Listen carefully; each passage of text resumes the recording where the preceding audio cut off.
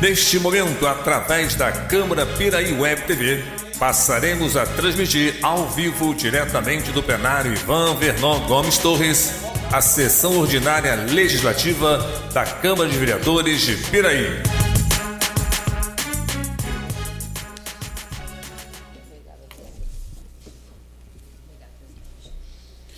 Boa noite a todos. O senhor secretário fará chamar os senhores vereadores para efeito de quórum. Alzemiro dos Santos Dias, Charles Torres Dias, Darley Gomes de Moraes, Anderson da Silva, Flávio de Almeida Ribeiro, João Roberto Ladeira da Costa, José Paulo Carvalho de Oliveira, Luiz Fernando Colucci Júnior, Mário Hermínio da Silva Carvalho, Moacir Gonçalves da Rocha Júnior e Wilden Vieira da Silva. Secretário, eu queria só justificar a ausência do nobre vereador Darley. Ele teve um compromisso hoje em Arrozal, uma reunião com a Associação de Moradores, e pediu para que fosse justificada a ausência dele. Obrigado. Justificada, vereador. Com as bênçãos de Deus e havendo número legal, declaro abertos os trabalhos referente à 31ª sessão ordinária do primeiro período, colocando em discussão e votação a ata da sessão anterior. Os vereadores que aprovam mantêm-se como estão. Aprovado. Solicito ao seu secretário que faça a leitura do expediente. Indicação número 196/2014, José Paulo Carvalho de Oliveira, russo, vereador com assento nesta Casa Legislativa, no uso de suas prerrogativas, indica o excelentíssimo senhor prefeito municipal para que determine junto à secretaria competente a viabilidade de um estudo para que seja liberado o reservatório de Ribeirão das Lajes para exploração do serviço de turismo neste município. Com os diversos projetos que vêm sendo implementados em nosso setor de turismo, que tem como um dos objetivos criar oportunidades de emprego para os nossos munícipes, o pedido de liberação da represa aumentaria o número de turistas que com certeza se encantarão com tamanha diversidade natural e, com isso, trazendo mais renda para o nosso município. Faço exposto e, sendo a proposição de grande benefício para o nosso município, esperamos do chefe do Executivo Municipal determinações para o seu pronto atendimento. Sala das Sessões, 10 de junho de 2014, José Paulo Carvalho de Oliveira, russo, vereador. Indicação número 197/2014, Luiz Fernando Colucci Júnior, vereador com assento nesta Casa Legislativa, indica ao excelentíssimo senhor prefeito municipal a necessidade de se determinar à secretaria competente a substituição das manilhas na entrada do acesso do assentamento Terra da Paz, na Fazendinha, em Santa Anésia, assim como a reforma da referida estrada. Devido às constantes chuvas e irregularidades da estrada, faz-se necessária a manutenção e reforma desta via, além da substituição das manilhas que, no momento, estão impossibilitando a circulação de caminhões e ônibus, principalmente do transporte escolar, fazendo com que alguns alunos tenham que caminhar aproximadamente 3 quilômetros até o ponto de ônibus mais próximo. Faço exposto, esperando atenção por parte do excelentíssimo senhor prefeito, apresento a presente indicação, aguardando seu pronto atendimento. Luiz Fernando Colucci Júnior, Júnior dentista, vereador. Indicação número 198/2014, Luiz Fernando Colucci Júnior, vereador com assento nesta Casa Legislativa, indica ao excelentíssimo senhor prefeito municipal a necessidade de determinar à secretaria competente que seja realizada a instalação hidráulica e elétrica do anexo à antiga Igreja Rosa Machado, localizado ao lado da Escola Municipal João Feliciano, em Rosa Machado, primeiro distrito deste município. O anexo localizado ao lado da referida escola está sendo utilizado para as atividades extraclasses e complementares, porém a falta de água e luz vem prejudicando a realização dessas atividades. Sabe-se que a ampliação da reforma da escola já está em andamento, todavia em caráter temporário. O uso desse espaço se faz necessário e as reformas solicitadas virão de encontro aos anseios dos pais, alunos e professores. Sala de Sessões, 10 de junho de 2014, Luiz Fernando Colucci Júnior, Júnior dentista, vereador. Ofício número 3, Piraí, 10 de junho de 2014, excelentíssimo senhor presidente Wilden Vieira da Silva, presidente da Câmara Municipal de Piraí. Solicitamos a vossa excelência a disponibilidade do auditório da Câmara Municipal de Piraí para o dia 14 de junho de 2014, no horário de 10 horas, para a realização da reunião da nova Executiva Municipal do Partido Democrático Trabalhista, o PDT, onde estaremos recebendo o presidente nacional do PDT, Carlos Lupe. Aproveito para renovar protestos de elevada estima e apreço. Atenciosamente, Adriano dos Santos Prudêncio, presidente do PDT.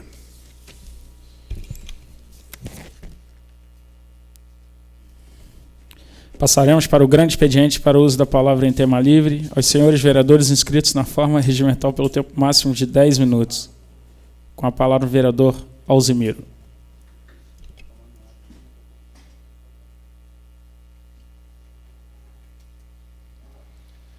Boa noite, presidente, demais membros da mesa, vossa excelência, companheiros vereadores, público presente. Bom, companheiros, eu vi o cartaz aqui, até a semana passada foi me entregue aqui uns 5, eu levei para diversos órgãos da onde a gente tem acesso. Economizar água e luz é a melhor saída.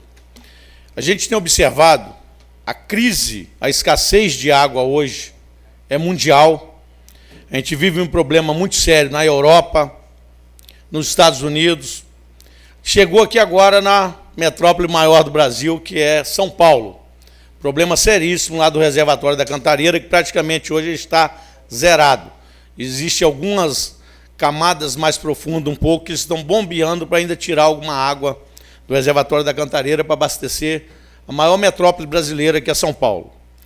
E a gente tem observado, por exemplo, que os municípios, como Piraí, que a gente, graças a Deus, tem uma reserva, que é a represa aqui de São João Marcos, Complexo de Ribeirão das Lajes, tem realmente uma quantidade de água doce, água potável, gigantesca.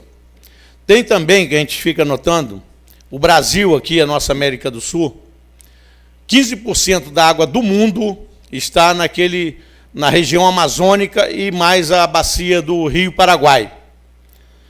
Isso a gente tem notado que isso hoje é estratégico. Grandes empresas precisam realmente hoje estar entrando com regime de concessão para pegar água para vender, fazer dela um commodity, um produto de venda que passa a ter um valor econômico aí para enriquecer muitas multinacionais. E isso a gente tem que brigar para que esse produto seja de saúde, é um elemento vital à vida. A gente vê na irrigação, nas indústrias, na própria sedentação animal e na sedentação humana, a importância que a água tem. Isso a gente tem notado, por exemplo, tem o lençol, é um subterrâneo, o aquífero Guarani, que eles chamam, ele pega uma parte do Brasil, a região sul e uma parte de São Paulo e Mato Grosso do Sul, é cortado por esse aquífero. Ele tem 800 mil quilômetros quadrados, dá aproximadamente 1.800 metros de lâmina d'água e é realmente uma água de potável, tem 2.000 metros de profundidade para alcançar realmente esse lençol freático lá do aquífero Guarani, aproximadamente de perfuração dá 2.000 metros, e isso é a salvação hoje dessa nossa região, principalmente o estado de São Paulo. Muitas cidades, municípios são abastecidos através de poços artesianos. A água, a gente tem notado, por exemplo, hoje o problema sério do mundo é o lixo, que a gente viu até alguns containers, alguns navios chegando aqui nos portos brasileiros com lixo. Itália, Alemanha, França. Então, esses países, eles têm um problema de escassez de água e não tem aonde colocar o lixo deles. Aqui no Brasil, por exemplo, tem observado nossos rios, devido a uma cultura brasileira que se criou, o esgotamento sanitário vai diretamente para os rios, nas águas de superfície. Lixo, a gente vê que nunca vimos tanto lixo igual está acontecendo no problema da Baía de Guanabara. Ali polui a água, que é um elemento vital para poder trazer o abastecimento das cidades, e o lixo, que a gente hoje vive uma situação terrível, que foi os lixões, que tem prazo para terminar essas operações de lixões, e pegar e fazer ou aterro sanitário ou usina de reciclagem. Todos os municípios hoje têm um plano municipal de saneamento básico e tem incluído ali o tratamento do resíduo sólido, que é o lixo. Isso tudo a gente tem notado, o nosso município deve estar passando pelos conselhos aí, e mais algumas audiências públicas, para se formar esse plano municipal de saneamento básico, onde vai ser a destinação correta do lixo e a preservação dos nossos mananciais, que é o nosso rio Piraí, a represa ali, que a gente vê que tem 2 adutoras que mandam água para o Rio de Janeiro, e a água que vai para o Rio de Janeiro, vou dar uma notícia aqui em primeira mão, a ONS, que é o Operador Nacional do Sistema, parte elétrica, ela sentiu que o Rio Paraíba do Sul, com a represa de funil, começou a cair a reservação da água lá. Já mandou diminuir a água que passa lá em 5 metros cúbicos por segundo. Já mandou diminuir agora, de imediato, desde segunda-feira, já é menos 5 litros por segundo. E ali em Barra do Piraí, aquela água que é bombeada de Barra do Piraí, para poder tocar a usina de Lajes, também diminui mais 5 metros cúbicos. Então já começou o racionamento da água bruta, essa água que vem do Rio Paraíba, lá de São Paulo para cá, aumentando a reservação do reservatório da usina de Funil, aqui em Itatiaia, e a parte, hoje eu fui naquela região onde vai ali Vassouras, Paraíba do Sul. A gente vê que realmente o Rio Paraíba do Sul sofreu uma queda imensa na sua vazão. Então vai diminuir menos 5 metros cúbicos de água bombeada de Santa Cecília para cá. Tudo isso a gente tem visto, é uma estratégia do sistema elétrico para reservar água, porque é matéria-prima para gerar energia, e também para manter ainda a água no seu limite. Aqui a gente tem um bombeamento em torno de 140 metros cúbicos, vai diminuir 5 metros cúbicos, é 190 metros cúbicos a vazão do Rio Paraíba, o restante vai para Campos e saindo desaguar lá em São João da Barra. E aqui em Funil, a gente tem uma barragem, que é uma barragem reguladora, Santa Branca tem uma outra barragem, que é uma barragem também reguladora da vazão do Rio Paraíba. Tem toda essa preocupação, é uma estratégia que está se usando para não ter o problema seríssimo que está igual acontecendo lá em São Paulo, do reservatório da Cantareira, que praticamente está zerado. Então, o cartaz da Prefeitura de Piraí, na hora que pede a gente para economizar água e luz, a luz é derivada da nossa energia hídrica, depende realmente da gente estar economizando. A água nossa, que vai para o Rio de Janeiro, essa transposição que a gente vê, que vem de Santa Cecília para cá, depois aqui de Vigário, o reservatório de cima, serve para gerar energia e para abastecer também o Rio de Janeiro. Tudo isso a gente tem notado. Hoje, os nossos municípios que estão diretamente envolvidos nisso, a gente tem uma concessionária de água, que é a Companhia Estadual de Água e Esgoto, que é a SEDAI. Ela precisa de altos investimentos, aí, principalmente na área de esgotamento sanitário, precisa aumentar muito mais a capacidade de tratamento, para não deixar que essa matéria orgânica, o esgoto, seja jogado nos rios in natura, sem nenhum tratamento, porque aquilo ali vai cada dia mais aumentando. A gente, só para ter uma ideia, o Brasil foi campeão em 70, a gente cantava a música de 90 milhões em ação. De 1970 para hoje, são 44 anos. Simplesmente a população mais do que dobrou. Imaginem isso em toda vida de consumo de alimentos, de água, de tudo, o consumo brasileiro. Então a gente mais do que dobrou. 90 milhões em ação, hoje nós temos 200 milhões. Simplesmente em 40 anos. O que a gente tinha, que saiu de 1.500 até 1970, em 44 anos nós crescemos mais de 100% da população brasileira. Imaginem isso, o ramo hoje que a gente vive aí da produção de alimentos, dos grãos, se não fosse esse transgênico, esse monte de transformação aí com agrotóxico e tudo, a gente não teria como abastecer toda essa nação e ainda ter condições de estar exportando aí mais de 200 milhões de toneladas a ano. Então, tudo isso a gente tem observado, e isso, a agricultura que a gente está aqui falando, depende da água. É a irrigação que eles fazem para poder manter um sistema produtivo que seja de alta performance, para poder produzir em quantidade para botar no mercado externo. Então, a gente tem notado que realmente a água é um produto estratégico, mas ele tem que ser administrado pelas comunidades onde a gente precisa de ver que ela é um bem inalienável, uma coisa ligada diretamente à vida. Onde não tem água, a gente sabe que não tem vida. A gente vê os desertos lá fora, como é difícil. Eles têm hora, em alguns países árabes, eles fazem importação de um iceberg. Eles pagam milhões para aqueles navios rebocadores trazer um iceberg, uma pedra gigante de gelo para trazer água. Tem um processo caríssimo, que é a dessalinização da água. É um processo através de calor, de energia elétrica, que você faz a evaporação, que a água do mar consegue se tornar uma água potável. Você, através de vapor, você aquece, ela, através da vaporização, ela passa de um lado para o outro e você consegue, um lado fica o sal, a matéria mais sólida, e a água, através do vapor, ela transforma para o outro lado, consegue fazer a dessalinização da água, mas é um processo caríssimo.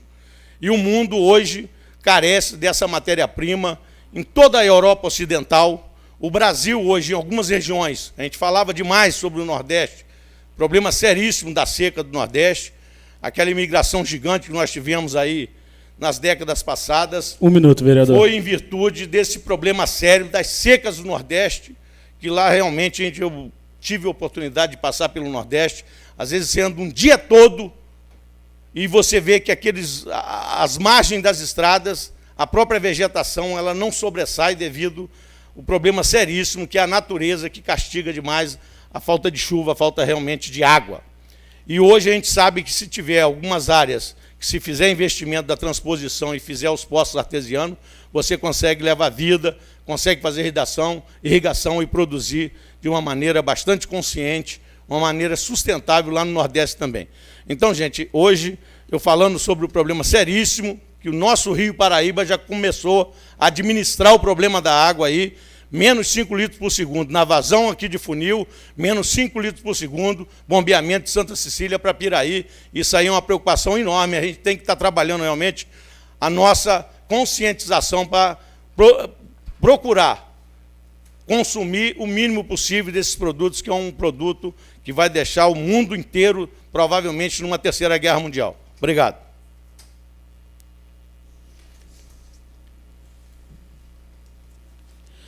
Passaremos para a ordem do dia.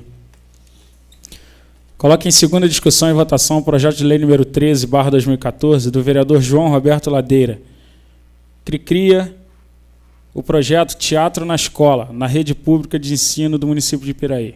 Os vereadores que aprovam mantêm-se como estão. Aprovado. Passaremos para a explicação pessoal. Com a palavra o vereador José Paulo Russo.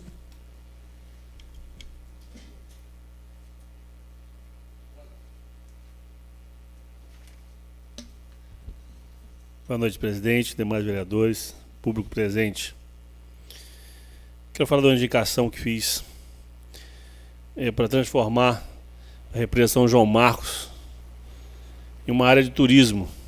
Quer dizer, transformar não, que ela já é por si própria uma área belíssima. Seria uma conversa, um acerto com a Light para deixar explorar esse serviço. Serviço esse que, bem feito, né? Não vai prejudicar nada a natureza e vai nos trazer bastante retorno financeiro e para poder mostrar para muitas pessoas que não tem nem imaginam a beleza que é essa represa aí. Então, para Piraí seria ótimo. Nós temos tudo pronto em Piraí. Eu falei outro dia aqui, nós temos tanta coisa pronta aqui em Piraí, só falta usar. E eu acho que é só um pouco de interesse, lógico, tem que ser um interesse global, não é só o executivo, isso diz respeito ao Estado, talvez ao Brasil mesmo, a nível federal, para que possamos desfrutar de muitas coisas que nós temos prontas aqui em Piraí. Piraí é uma cidade abençoada. Então, acho que essa represa de São João Marcos seria maravilhoso se pudesse ser explorado turisticamente.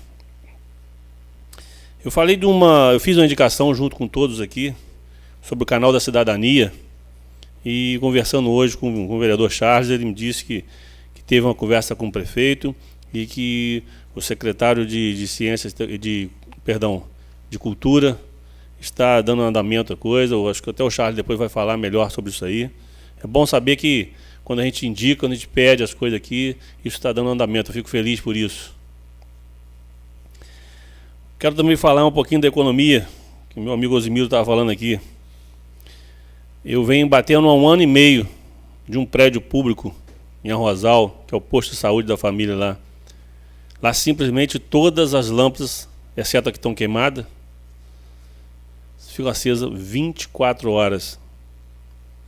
Não adianta muita coisa nós, pais, chegar para os filhos da gente e falar que não pode errar se nós erramos na frente dele. É lógico que temos que ter essa campanha, temos que alertar todo mundo, mas temos que fazer nosso dever de casa. Já pensou um cartaz desse nesse posto lá e as pessoas chegando olhando? Tem que economizar energia? Fica até chato. Então acho que nós temos que fazer nosso dever de casa. A prefeitura, em primeiro lugar, ela tem que começar a educar as pessoas que trabalham, que têm obrigação de fazer isso, para depois a gente poder incentivar as outras pessoas. Porque se nós não fazemos a nossa parte, cobrar dos outros que estão fazendo, eu acho que fica até chato. Eu acredito que lá vai ter um cartaz descolado. Se alguém olhar e prestar atenção nisso, acho que é um motivo até de um pouco de chacota. E quanto à nossa água, Alzimiro, eu fico assim impressionado, que eu aprendi desde quando de criança, que nós temos 3/3 do planeta é água e 1 é terra. Essa água não vai embora, ela não vai para lugar nenhum, ela está aqui. Ou gasosa, ou líquida, ou em forma de gelo, ela está aí. O que acontece é que as pessoas não cuidam. É simplesmente você com sede, tem um balde d'água ali, você vê que tem mais 10 pessoas para tomar água, você chega primeiro ali, bebe e entorna o resto. Quer dizer, dane-se as outras pessoas. É mais ou menos o que acontece no mundo inteiro, não só em algumas partes. Mas na maioria do povo é essa. Usa o que precisa e o resto não cuida. E depois fica essa falta aí. Nós vamos ver sofrimento muito grande em São Paulo se essas chuvas que estão no Paraná hoje, por exemplo, estivessem em São Paulo, resolveria parte do problema. Mas não podemos só ficar contando com a boa sorte e com a piedade de Deus, não. Nós temos que fazer a nossa parte. E São Paulo não está fazendo com certeza. Porque a água vai estar lá de qualquer maneira. Ou gasosa, ou líquida, ou em forma de gelo, ou contaminada, mas vai estar. Ela não vai sumir, a água não desaparece. Muito obrigado.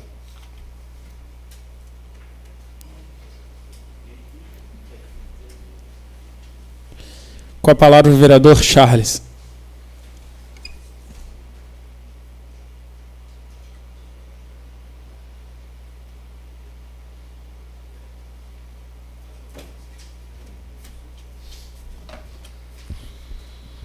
Boa noite, senhor presidente, senhores vereadores, público presente, internautas. Queria começar a minha fala aqui parabenizando o nobre vereador Ladeira pela iniciativa do projeto. Eu acho que a gente tem essa preocupação, né, que nós demonstramos hoje, que no passado ela não era tão latente como é hoje, com as crianças, os jovens e também com os idosos. Nós temos demonstrado aqui uma preocupação muito grande com esses nossos cidadãos, uma vez que sabemos que durante muitos anos, durante muito tempo, houve um abandono, né, dessas pessoas, principalmente os mais idosos. E toda e qualquer iniciativa onde se busca resgatar, né, nos redimir dos erros do passado, devem ser avaliadas, devem ser analisadas com carinho e critério e elogiadas, como é o caso, como é o que faço aqui agora. Eu apresentei nessa casa o projeto de lei número 22, em 2012, que tratava de um tema similar, que dispunha sobre a criação da Escola de Artes da Terceira Idade, no âmbito do município de Piraí. Essa escola buscava, a ideia, o propósito, era possibilitar para que essas pessoas, né, esses nossos cidadãos que se encontram nessa faixa etária, já da terceira idade, pudessem ter uma atividade constante, diária, semanal, mas amparada, né, pela nossa estrutura social, pela nossa estrutura executiva, através da Secretaria de Educação ou através da Secretaria de Cultura. E a proposta ia um pouco além, não só do teatro, mas também fotografia. Nós tínhamos a proposta de artes plásticas, pintura, enfim, uma série de outras atividades. E talvez seja o caso de nós até discutimos pouco essa matéria, talvez até tenha sido aí culpado por não ter conversado um pouco mais com Vossa Excelência e talvez até tentar propor uma coisa mais ampla. De qualquer forma, o primeiro passo foi dado. Essa casa aprovou um projeto, né, que vem de encontro com aquilo que nós entendemos que pode ser oferecido para os nossos cidadãos nessa faixa etária. Mas talvez a gente possa voltar a essa pauta, voltar a discutir essa matéria e tentar, né, ampliar um pouco mais essa proposta. Parabéns pela iniciativa, vereador. Gostaria de colocar também, de falar a respeito aqui do comentário feito pelo nobre vereador José Paulo Russo, no que diz respeito à questão da criação do canal da cidadania. Nós, há poucos dias, quando foi feita essa indicação, nós começamos a conversar a respeito e de certa forma, a casa acabou me incumbindo dessa responsabilidade, né, de avaliar um pouco mais o assunto, para a gente poder estar apresentando aqui. Nós tivemos hoje um contato com o prefeito, onde ele afirmou que o secretário Barizon estaria encaminhando a documentação necessária para que nós possamos ter acesso ao Canal da Cidadania. O que é o Canal da Cidadania? O Canal da Cidadania é uma emissora de televisão aberta a qual todo município tem direito. Está reservado em todas as cidades do Brasil, mas para existir depende do pedido da prefeitura. Então a prefeitura tem que fazer oficialmente esse pedido e cumprir, obviamente, uma série de exigências que são feitas para tal. Permite a criação de 4 TVs locais em cada cidade do país. Através da tecnologia digital, um mesmo canal pode conter 4 programações independentes. Seriam, no caso, a TV da Prefeitura, a TV Pública Estadual, TV comunitária e 2 TVs comunitárias. Cada subcanal não interfere no outro, ou seja, são 24 horas por dia e 7 dias por semana de vídeo em cada uma das 4 faixas de programação. Vamos a um exemplo prático. Na TV analógica, há um canal de número 2, que passa a TV de determinada prefeitura. Até recentemente, um canal de televisão só conseguia transmitir uma programação. Na televisão digital, o mesmo espaço pode ser utilizado por até 5 emissoras. Os prazos pré-determinados, né, para que se consiga a concessão ou a cessão seria até o dia 18 de julho, inicialmente, de junho, inicialmente, ou seja, na próxima semana. Mas esse quadro até o dia 17 se daria mais uma condição diferenciada para prefeituras. A prioridade das prefeituras vai até o dia 17. A partir do dia 17, até o dia 18, perdão. A partir do dia 19, governos estaduais também poderão pedir o canal, mas as prefeituras continuam tendo prioridade. Ou seja, não se encerra no dia 18, né, a possibilidade das prefeituras adquirirem. Mas interessante é que desenvolvendo um pouco mais o tema, né, mais adiante, eu vou prosseguir aqui para a gente chegar onde eu quero. O tempo para colocar a TV no ar. Depois de todo o trâmite no Ministério da Comunicação e tudo aprovado, a Prefeitura tem 12 meses para iniciar as transmissões. Esse prazo pode ser prorrogado por mais 12 meses, se houver necessidade. Tempo para a TV estadual. O órgão do governo do Estado interessado em programar a faixa destinada a ele possui 3 anos para solicitar a participação do canal e 18 meses para se preparar, podendo conseguir mais 18 meses, mediante justificativa a ser avaliada pelo Ministério das Comunicações. Se não pedirem até 3 anos, perde o lugar para mais uma TV comunitária. Então, tem uma série de detalhes que precisam ser bem analisados, bem avaliados. Mais adiante, nós temos aqui quem pode pedir. Não é o prefeito o único habilitado a pedir o canal.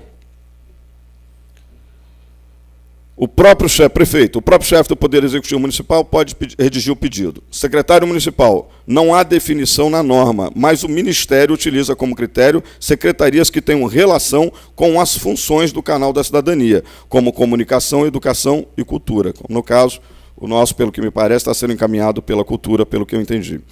Presidente da fundação, autarquia ou empresa pública, vale o mesmo critério utilizado para secretarias municipais. Câmara dos Vereadores. O Poder Legislativo pode solicitar o Canal da Cidadania se não houver interesse da Prefeitura.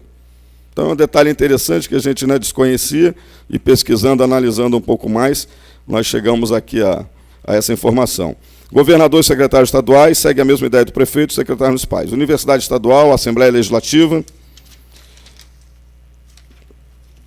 Os procedimentos. Pedido. Prefeitura envia a solicitação ao Ministério da Comunicação com todos os documentos anexados. Projeto técnico. Após a aprovação do pedido, o Minicom diz qual será o número de canal e pede um laudo que será enviado para a Anatel. Montagem do canal. A partir do projeto técnico aprovado por Anatel, o Ministério, a Prefeitura comprará e instalará os equipamentos necessários.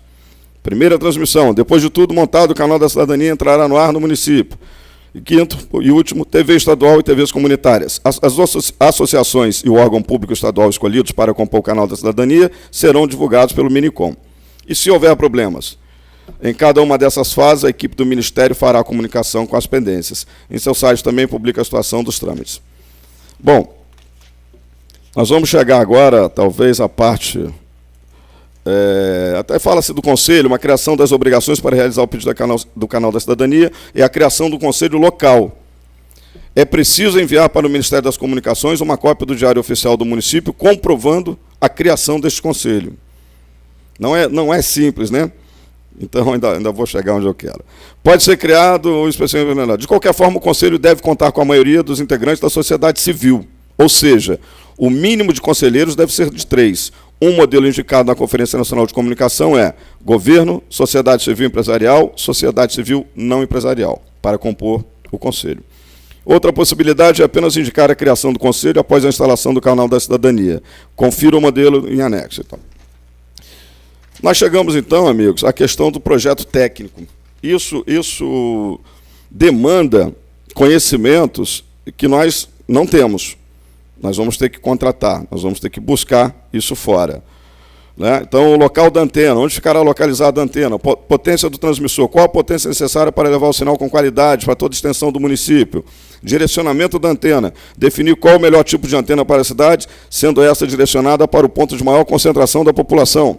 Necessidade de repetidores. Se houver muitas montanhas e a antena principal não for suficiente, é preciso prever a instalação de reforçadores de sinal. Link entre o estúdio e o transmissor. Avaliar de que forma a programação da emissora chegará ao transmissor. Micro-ondas, fibra, cabo. Custos do canal da cidadania são variáveis e podem ser divididos entre instalação e operação. Custo de instalação. Projeto técnico, compra de equipamento, montagem de equipamento. Custo de operação.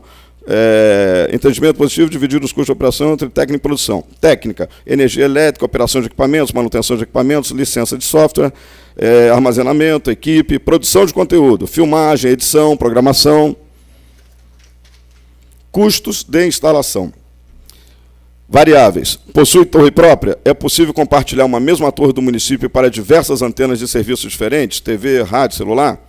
A antena fica no mesmo local do canal? Se a torre de transmissão ficar próximo ao estúdio, não é preciso comprar um link entre o estúdio e o transmissor. Caso não, será.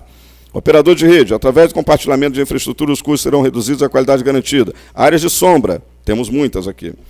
Se o projeto técnico apontar que o sinal não chegará em toda a cidade, será preciso instalar reforçadores. E, por fim, há TVs comunitárias e TV estadual? No nosso caso, não.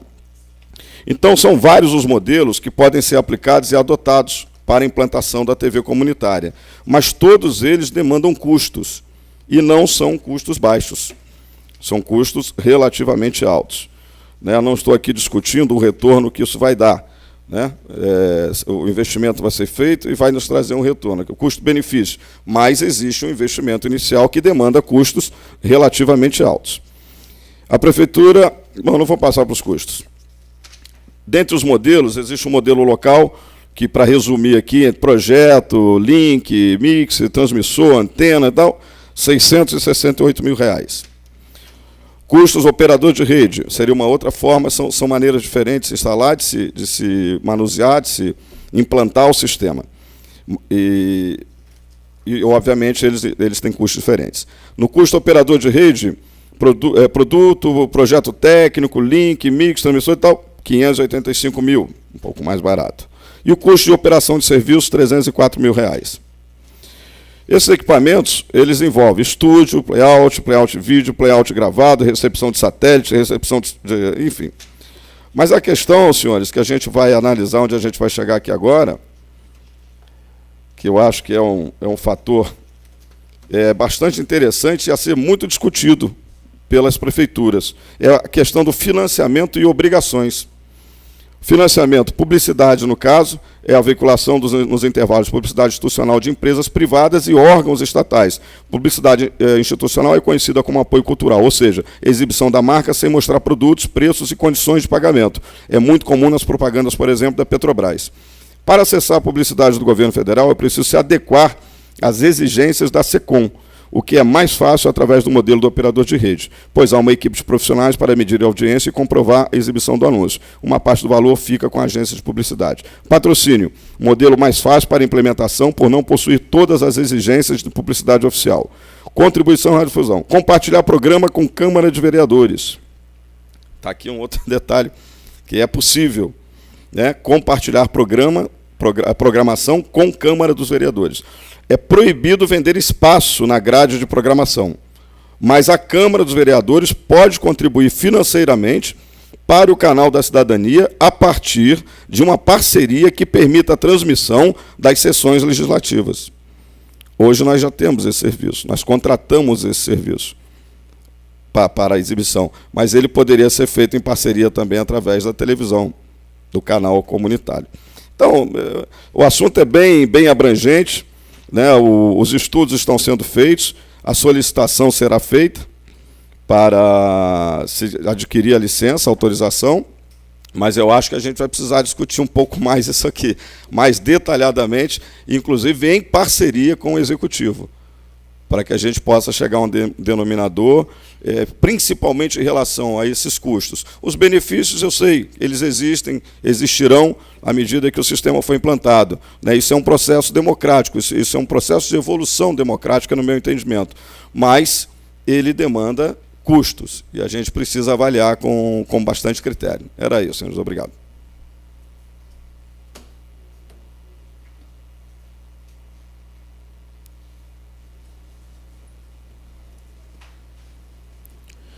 Com a palavra o vereador Júnior Dentista.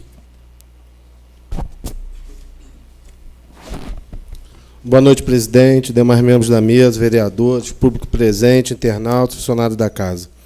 Presidente, eu vou fazer uso da palavra para comentar minhas duas indicações. Eu não tenho muito hábito de justificar, mas é como se fosse uma introdução para o assunto que eu vou abordar no final. Eu fiz hoje duas indicações que são frutos das nossas caminhadas diárias, do exercício da função do vereador, que é de fiscalizar, de buscar a solução para os problemas, que eu acho que essa é a principal função de um político. Nos dias de hoje, a política no país está um pouco desvalorizada, assim, mas eu tenho orgulho de ser vereador. Eu acho que eu cumpro a minha função, ou pelo menos procuro cumprir a minha função na integralidade. E eu apresentei hoje duas indicações sobre a questão da estrada da Terra da Paz na Fazendinha, que o ônibus escolar não está passando. Já tive contatos com o secretário Cadão, acho que já está bem avançado essa questão. E hoje eu visitei a escola de Rosa Machado, João Feliciano, e a prefeitura já desapropriou a igreja que fica ao lado da escola. Foi uma indicação que eu fiz no ano passado. E eles estão até utilizando esse anexo, só que está sem iluminação, sem água. Então, assim, eu vou entrar em contato com o Roberto essa semana, mas oficializei na forma de indicação. Mas o principal motivo de eu ter pedido a palavra hoje, ontem o vereador Alzimiro comentou a reportagem do Fantástico. Eu acho assim, em todas as profissões, em todas as questões da vida, tem as pessoas boas, as pessoas ruins, as pessoas mal intencionadas, as pessoas que têm vontade do crescimento, do avanço. E, infelizmente, o que está acontecendo é um movimento contrário. Porque numa empresa, quando tem uma pessoa que está desfalcando, que está prejudicando o trabalho, a tendência é a gente identificar e tirar essa pessoa, e os bons permanecem. Mas, infelizmente, na política parece que está ao contrário, o processo é contrário. E isso, às vezes, me revolta. O Alzimiro citou a reportagem do Fantástico, e eu tenho o hábito de sempre gravar o Fantástico. Durante a semana eu vou vendo, porque é um programa longo e, às vezes, a gente não tem tempo. Mas hoje eu peguei para ver a tal reportagem. Isso, às vezes, me deixa indignado. De uma maneira genérica, generalizando a questão política, como todos os políticos safados, uma irresponsabilidade da reportagem, não apareceu uma pessoa, não apareceu um nome, tudo fictício, baseado em depoimentos de assessores, de deputados. Só que assim, eu não sei como eles conduzem essa reportagem, ou se isso daí dá muito ibope. Parece que dá, eu sei que ia ser toda semana. Tem algumas coisas que são verdadeiras, a gente vê que tem coisa errada, mas muitas das coisas ali você vê que são as burocracias mesmo. Ontem mesmo teve uma reportagem no CQC falando sobre a cidade de Guarulhos, sobre entrega de material, entrega de uniforme, que o secretário estava na Câmara, foi justificado, então assim, parece que é plantado. Tinha algumas mães reclamando, mas a gente que está no meio, a gente vê que aquilo ali não tem nenhuma falcatrua, não tem esquema. Foi atraso de licitação, atraso de entrega, como a gente discute sempre aqui. Então, passa-se como se fosse desorganização, falta de fiscalização, e muitas das vezes não é. São os prazos mesmo da burocracia. E a reportagem ontem do Fantástico, totalmente tendenciosa. Eu estava vendo do lado da minha filha, eu fiquei com vergonha. Falei, peraí, não recebo propina, não recebo dinheiro. Teve uma parte da reportagem que o vereador indicava a obra e recebia propina do construtor. Se eu conseguir ter o poder de falar, prefeito, faz essa obra, eu já levanto a mão para o céu. E a reportagem bateu o martelo, falou que vereador, deputado, Ministério Público, todo mundo está envolvido, todo mundo recebe propina. Então, eu fiquei com vergonha vendo a reportagem do lado da minha filha. Então, assim, eu acho que quando a gente tem orgulho do que a gente representa, dos nossos ideais de vida, quando eu me propus ser vereador, quando eu lutei para representar uma parcela da população, num primeiro momento, as pessoas que confiaram e votaram, e depois de eleito, representando a cidade. Eu estou aqui todo dia lutando pelo bem da cidade, pelo avanço, pelo crescimento, tentando buscar as melhorias para o bem comum. Só que do jeito que a mídia passa hoje em dia, me deixa triste. A reportagem da TV Rio Sul, que repercutiu nas redes sociais aqui na cidade. Eu dei uma entrevista aqui no meio, 10 minutos. Eu falei da nossa boa vontade, da nossa clareza, da nossa transparência, que a gente, os 11 vereadores quiseram fazer a instalação da Web TV para deixar tudo bem transparente, bem democrático. Opinei sobre vários assuntos, não passou nem um segundo. Por quê? Porque eu não fui polêmico. Eles mudaram numa parte da reportagem, generalizando a casa, porque acho que isso que dá ibope, todo mundo quer ver a reportagem, todo mundo quer conversar, botar na rede social. Tem que ser vereador para saber como as coisas realmente são. Eu estou falando como vereador porque até hoje, na parte política, só fui vereador, então eu só posso falar como vereador. Se existem as falcatruas, se existem os desvios, uma coisa eu posso garantir: não é todo mundo e não é em todo lugar. Existem pessoas sérias, existem pessoas que estão lutando, e eu acho que os bons têm que lutar e têm que defender essa bandeira. Porque quem fica quieto parece que está aceitando o que está sendo dito. E eu não vou aceitar. A partir de hoje, é uma bandeira minha. Não recebo propina, não recebo dinheiro, trabalho 7 dias por semana, 24 horas, toda hora que liga, que pede, domingo. O meu domingo todo foi lutando sobre um paciente que infartou, estava sem medicação, ele acabou sendo internado em Barra, então eu fiquei o domingo lutando por isso. Daí ninguém vê. É a função do vereador proteger o munícipe, em todas as questões. Então, assim, eu conclamo os colegas que sempre tiver oportunidade de bater nessa tecla, porque os bons têm que vencer os maus. Que os safados, que os ladrões, que os que recebam propina sejam condenados, sejam presos, sejam punidos. Agora, não pode generalizar. A vida é assim e a gente tem que lutar por isso. Boa noite, presidente. Com a palavra o vereador Eco Staccato. Permissão para falar daqui, presidente? Perfeitamente. Obrigado, boa noite a todos. Fico ouvindo as palavras do nobre vereador Júnior, o Junão, e participo dessa forma também, Junão, porque é muito fácil. Iguala a todos e isso dá ibope, né, para as emissoras. Eu tenho muito orgulho, já repeti isso por diversas vezes, de dividir aqui o espaço com os senhores. Muitas pessoas desconhecem, né, a história de muitos que aqui estão, né, o início, como foi o início da vida de cada um, a vida profissional. Quando a gente fala de quando nós falamos de nós mesmos, a gente se torna automaticamente refém das nossas palavras. Por isso, às vezes, o silêncio é a melhor resposta.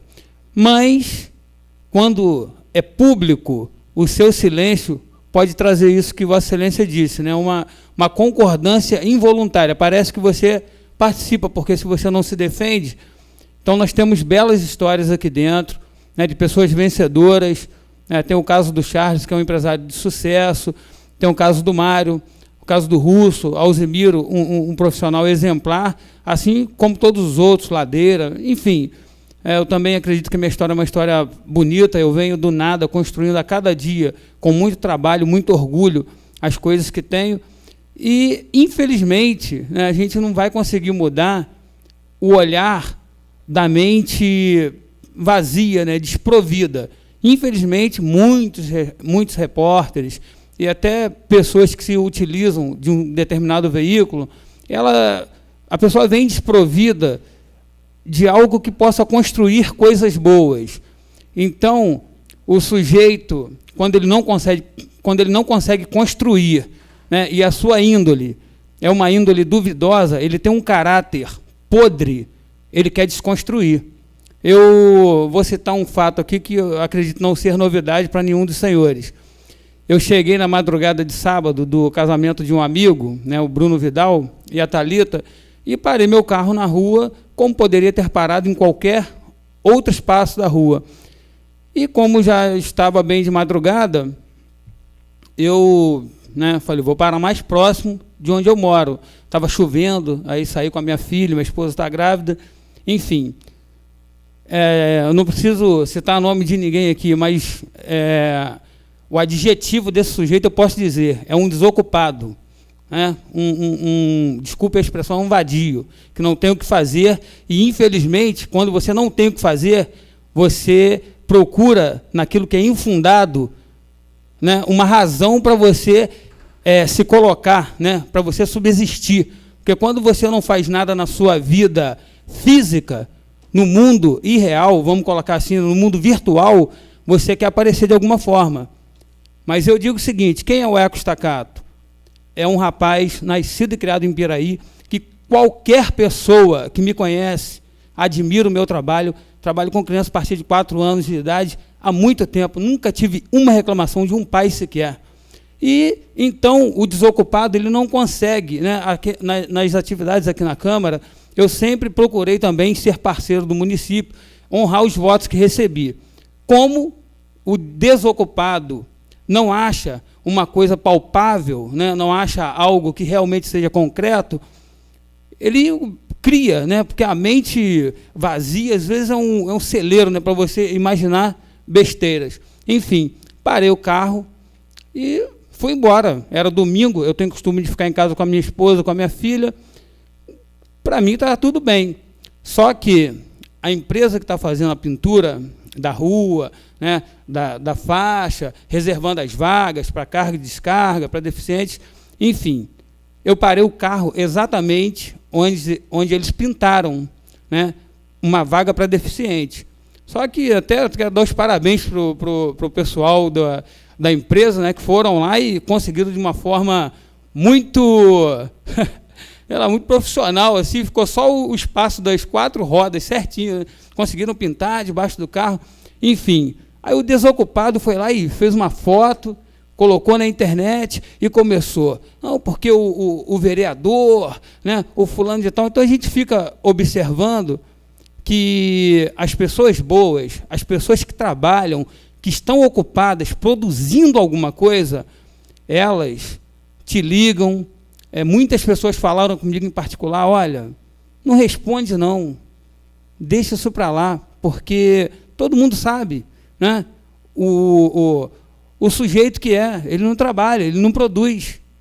A gente não vê o cara, o indivíduo, o cidadão, como pessoa física, representado fisicamente, a gente não vê o cara. Mas toda hora que você acessar o veículo de comunicação, no caso a internet, você vai ver que o sujeito está lá ativo, está verdinho. Por quê? Porque não faz absolutamente nada. Então, assim, o vereador Júnior, colocando, completando a sua fala, eu acho que a gente tem sim que defender essa bandeira. Não podemos deixar que 4 anos de mandato, 2 anos, apague uma história. Muitas pessoas não irão passar uma borracha em cima da história que Vossa Excelência construiu ou que qualquer um aqui tenha construído, porque são pessoas que têm responsabilidade. Mas os irresponsáveis, com certeza, eles não têm lápis para escrever a sua própria história. Então, andam sempre munidos de uma borracha para tentar pagar aquilo que é feito de bom. Então, que esse vagabundo caça um trabalho. Boa noite. Presidente, me permite quebrar o protocolo? Meu nome foi citado. Eu acho que é desnecessário pedir pela ordem, sabendo que Vossa Excelência é uma pessoa extremamente compreensiva e se saberá entender, né, o motivo pelo qual eu estou pedindo a palavra. Permite? Mas se não permitir também eu não falo, isso é quem manda. A questão, a gente ouve, né, eu acabo de ouvir o nobre vereador Júnior com as suas colocações, com o seu posicionamento, demonstrando indignação em relação às ações, às atitudes de alguns. Ouço o amigo Eco falando aqui da sua insatisfação também em relação ao ocorrido. Enfim, isso é uma soma, né? Eu agradeço pelas palavras, a questão do grande empresário, mas não sou. Não sou. Eu abri minha primeira empresa aos 23 anos de idade e ela continua funcionando até hoje. A segunda aos 28 anos de idade e ela continua funcionando até hoje. E sou gestor numa outra empresa. Então, eu sou um trabalhador. As minhas empresas são microempresas, né, com receitas relativamente baixas, mas consigo gerar alguns empregos com isso e fazer a minha parte, penso eu, dentro da sociedade, contribuindo de alguma forma para o crescimento e para a evolução, principalmente do nosso município. Eu não concordo 100%, nobre vereador Júnior, com tudo que o senhor falou. Até porque existe, sim, a grande maioria dos políticos são corruptos. Eles são, sim, um bando de picaretas que vivem a nos roubar.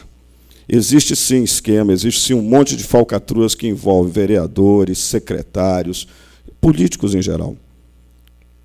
Eu não conheço isso aqui nessa casa. Essa casa não participa desse tipo de esquema. Nós aqui não indicamos obras para empreiteiros, nós indicamos obras. Nós queremos resultados, fomos eleitos para isso.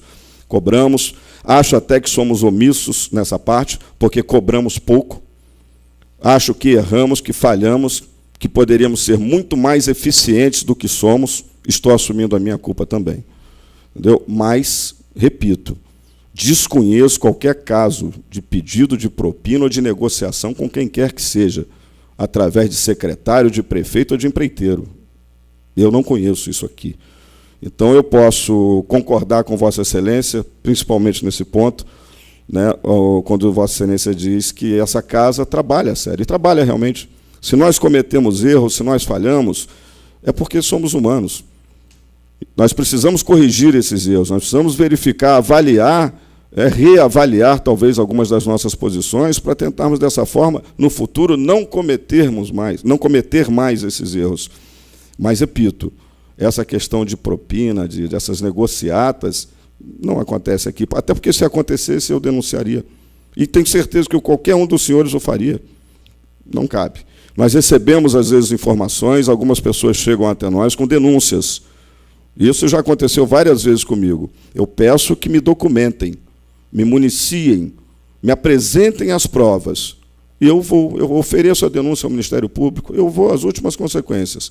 Mas denúncias vazias, realmente não dá para levar a sério. Então, eu acho que a gente tem um processo evolutivo. Nosso país precisa melhorar e muito, muito.